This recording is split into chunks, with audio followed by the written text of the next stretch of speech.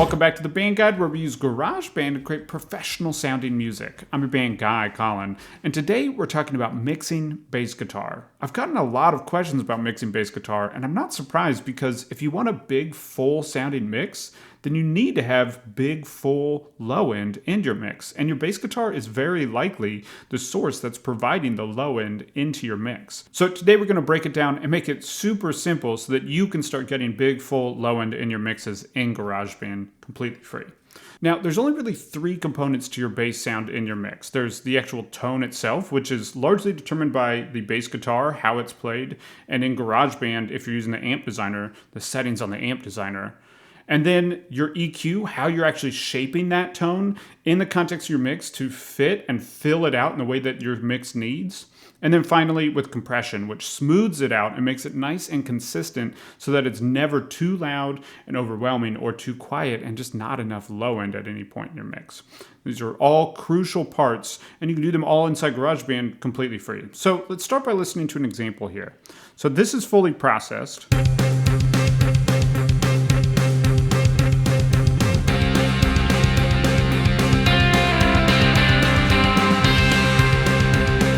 Nice and full, driving, you can hear it clearly at every moment, and it's really supporting the low end of the song and adding some driving rhythm in the song as well.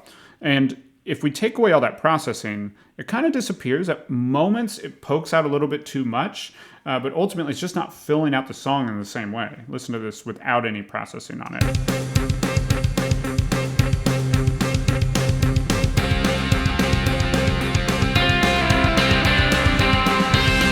Add the processing back in.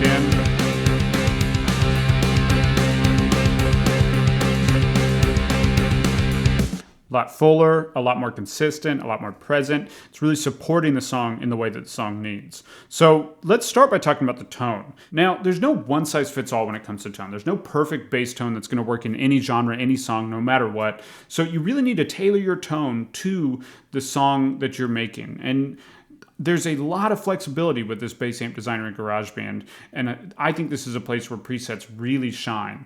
You want to take a little bit of time and find a preset or presets that really inspire you, that really work with what you're working on, what you're recording, and get you in the ballpark. And then you can tweak them to be a little bit more what you want them to be. There's a lot of flexibility here, but start with the presets and get in the realm of what you're going for. So if you're working on a 60s song, maybe use this 60s combo. Maybe this is the right sound for you. Or if you're working on something that needs, a lot of pick definition, maybe start with something like this, right? They get you in the ballpark of what you might be looking for. A lot of low end or a lot of buzziness, a lot of growl, right? This is a very different tone.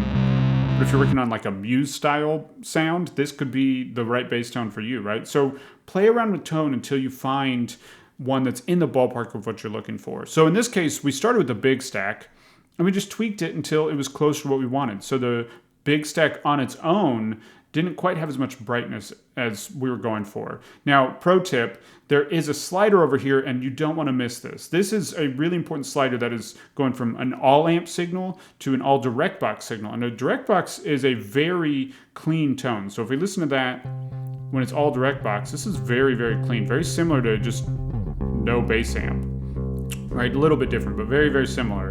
And then there's the all amp sound, and that's very different. So when you're figuring out your bass tone and you're tweaking these settings, set this all the way on amp and then start to tweak until you find what's working for you.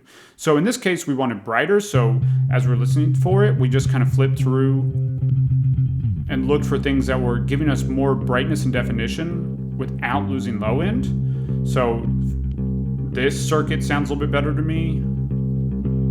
A little more drive was working better for me. I still think that low end on that initial switch here is the best low end when we're playing with mid-range here. None of those are really helping, so I just ended up back where I was. And then this high frequency on the EQ here, this is really huge, right? So if you listen to this in the context of the mix, when I switch off of this one switch, notice how much the definition of that bass kind of disappears. So really, really important to scale that up there. for this mix. And then the compressor, just flip between the two settings. So do I like it better with soft compression or hard compression? And then there's another EQ in this bass amp, and this is just toggling that off or on. In this case, I like it better on, so I went with that. And then you sometimes want to blend between the all amp signal and the direct box signal. The direct box is going to be a little bit smoother, whereas the bass amp is going to be whatever tone you establish on that bass amp. So I often blend in a little bit, but use your ears and see what you think. So in this case, direct box, amp signal, somewhere there gives me a little bit, best of both worlds, if you will. So that's the tone on this bass amp signal. But if you want to go a step further, if you really want to bring out a little bit more grit, there's other options for that. So you could use a pedal going into the amp with the pedal board. There's some great fuzz tones or distortion tones that you could use going into the amp if you want a little bit more grit. In this case, I used a preamp style. And now this is a free plugin from Analog Obsession, and what this is emulating is a preamp like you would have in a really expensive recording console. And I'm just driving it a little bit hard. So if you listen to this bass again in solo, if we drive this really hard, it kind of has this fuzzed out tone. So I just scaled this up until I was getting a little bit of it. And that helps those hits come through a little bit better. If you listen to it off and on, it's subtle, but it cuts through just a little bit better. So these are really making up my tone. These two plugins are all the tone I have going on. You don't necessarily need this Brit Pre. Again, this is free from Analog Obsession in their Brit bundle, but you don't need it. So if you can get the right tone with just your bass amp, I would say start there. That's definitely always my recommendation, is start with just the bass amp and do as little as you can, but as much as you need. So when I finished with this bass amp, listening in the context of the mix, I still felt like I wanted a little bit more grit. So I had to just Brit Pre and scale it up until it was working for me. Okay, and let's talk about EQ, because this is a really, really important part of mixing. And depending on the bass, I might do more, I might do less EQ, but with a lot of basses, there's two EQ moves that you really need to be focusing on, because a lot of times you're just not getting quite enough low end out of the bass. And I mean really like your low frequencies to your sub frequencies. And so in this case, I really wanted to bring those out without extending down forever. So a high pass filter isn't necessary for every song. That's this initial filter right here. You don't necessarily need this on every song. I'll talk about that in just a minute. Let's turn that off. And then we have a low shelf, and this is just boosting any frequencies from this point below. And then I cut a little bit of this mid-range, because the mid-range was really the predominant thing in this source. So if we listen to this bass in solo without this on, very mid-range heavy, low mid-range, add this in, it just feels like that bass sinks lower, right? And then in this case, I used a high pass filter just so it didn't extend on forever into the low end. So we get a big bump between essentially 100 and 40 hertz, and then it cuts off gently after that. And just by cutting this frequency just a little bit and emphasizing this frequency, we started to get the low end in the context to really fill out the low end in this song. So that EQ move is super helpful. If you're getting too much pick noise and you feel like you really got your tone where you wanted, you just need a little less pick noise, then you could address that up in this upper range as well. So if we're listening up here,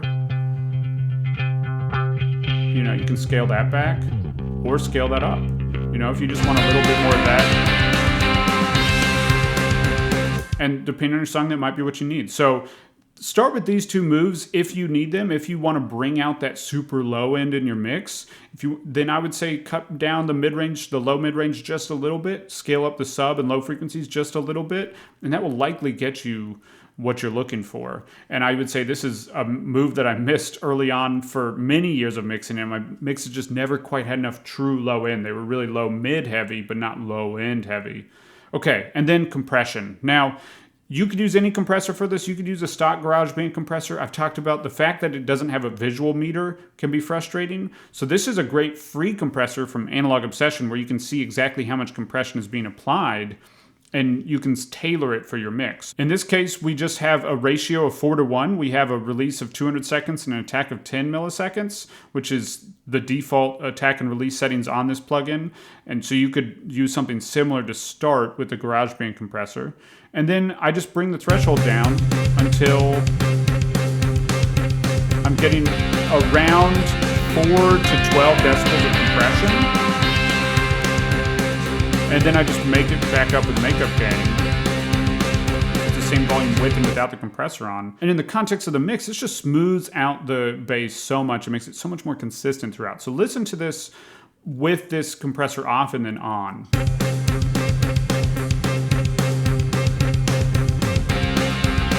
Back on.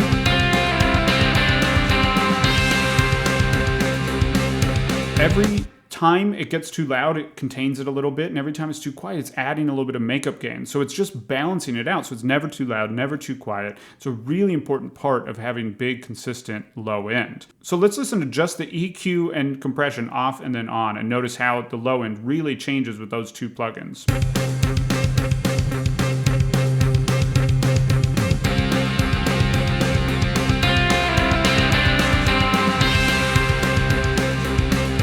It's not transformative, we didn't change the sound of the bass, but that bass now sits a little bit lower. It sinks lower in the mix and really fills out that super low end of the mix. And it's just more consistent with that compressor. And if you do those two things in the context of your mix, you're gonna have big, full sounding low end in your mixes.